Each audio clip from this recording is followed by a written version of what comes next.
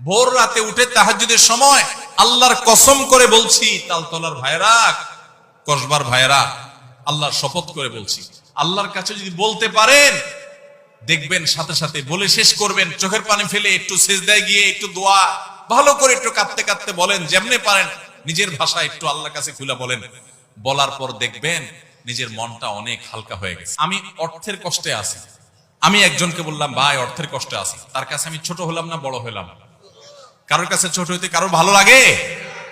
কিন্তু আপনি যদি জায়গা মতো বলেন, মালিকের কাছে চোখের পানি ফেলে বলেন, আল্লাহ আমি অনেক কষ্টে আছি মালিক, আপনি জানেন সবকিছু, আল্লাহ আপনি আমার প্রতি রহম করেন, আল্লাহ আপনি আমাকে ভিক্ষা দান করেন, আল্লাহ আপনি আমাকে অনুগ্রহ করেন।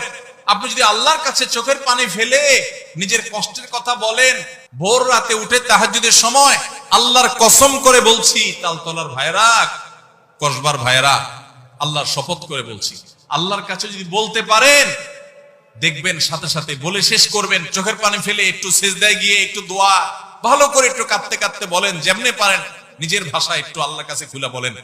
বলার পর দেখবেন নিজের মনটা অনেক হালকা হয়ে গেছে। যাদের জীবনে এই অভিজ্ঞতা নাই, সালহাতু সঙ্গে বুদি দিল খারাস আজমুদে এক জামানা খাকে বাস।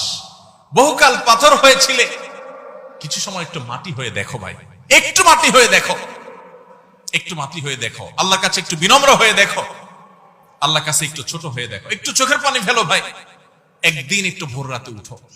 ও যুবক ভাই আমার, তাহাজ্জুদ পড়ে একটু দুহাত তুলে আধা ঘন্টা ধরে একটু কাঁদো আল্লাহর কাছে, আল্লাহ আমার চাকরি হচ্ছে না, দাঁড়ে দাঁড়ে ঘুরছে, আল্লাহ হচ্ছে না, তোমার কাছে অসম্ভব বলতে কিচ্ছু নেই। তুমি যদি জীবনের শেষ মুহূর্ত পর্যন্ত চাকরি না দাও, তোমার ব্যাপারে আমার কোনো অভিযোগ নাই মালিক, কিন্তু আমি তোমার কাছে রহমত চাই, দয়া চাই, অনুগ্রহ চাই। আল্লাহ আমাকে অমুক কষ্ট দিয়েছে, আমি কারোর কাছে শোনাতে চাই না, আল্লাহ তোমার কাছে বলে রাখলাম, তুমি আমার মনকে শান্তি দাও। ভাইরা, আল্লাহর কাছে এভাবে যদি খুলে খুলে কথা বলেন না, আপনি দেখবেন কথা বলার পর আপনার মনটা হালকা হয়ে গেছে, অনেক শান্তি লাগছে, দেখবেন অনেক বেশি ভরসা পাবেন, অনেক বেশি আস্থা পাবেন। আল্লাহ শপথ করে বলছি, পরীক্ষা হলেও, পরীক্ষা করে হলেও আল্লাহর কাছে নিজের অভিযোগগুলো বলার অভ্যাস গড়ে তোলেন, চেষ্টা করেন। তাহাজ্জুদে পড়ে, তাহাজ্জুদে উঠতে পারেন না, দিনের বেলা রাতের বেলা 2 রাকাত নফল নামাজ পড়ে কোন একটা কোনায় দাঁড়িয়ে বসে দুহাত তুলে আল্লাহর কাছে একটু চোখের পানি ফেলেন, একটু চাইতে থাকেন।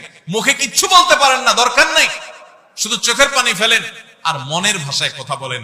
আল্লাহ তাআলা আলিমুম বিযাতিস সুদূর, অন্তরে মানুষ কি বলে সেটাও আল্লাহ জানেন।